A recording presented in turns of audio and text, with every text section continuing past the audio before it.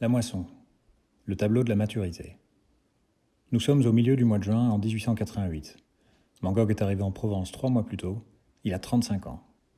À quelques pas d'Arles, le peintre s'est installé en hauteur et son regard se perd dans l'immensité plate qui lui rappelle son pays natal, la Hollande. En plus jaune, plus vert et plus bleu, couleurs poussées à leur paroxysme par la lumière impitoyable du midi.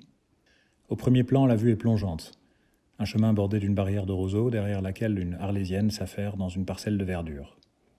Au milieu exact du tableau, à la croisée des diagonales, une grande charrette à moisson bleue vide attend son heure. Sa grande roue guide le regard aux quatre coins de l'œuvre.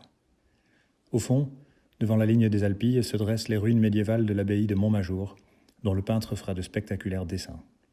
Ce tableau, c'est l'aboutissement d'un long travail d'observation, de réflexion et de préparation. L'exécution finale est rapide et personnelle. Elle n'imite pas la nature, mais transmet le regard de l'artiste. Des touches vives, qui semblent accompagner le chant des cigales et la vibration de l'air chaud. Un tableau pourtant sobre et tranquille, dont le style ne l'emporte pas sur la représentation. Les détails montrent quelques étapes clés des travaux des champs, si chers à Van Gogh, pour qui le cycle du blé, des labours à la moisson, était comparable au cycle de la vie.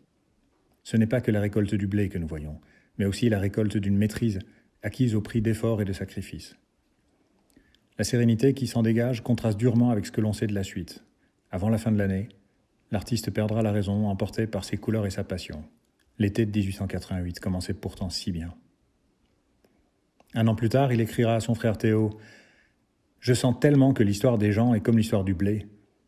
Si on n'est pas semé en terre pour y germer, qu'est-ce que ça fait? On est moulu pour devenir du pain. » La différence du bonheur et du malheur, tous les deux sont nécessaires et utiles, et la mort ou la disparition, c'est tellement relatif. Et la vie également. Même devant une maladie qui détraque ou inquiète, cette croyance-là ne s'ébranle point.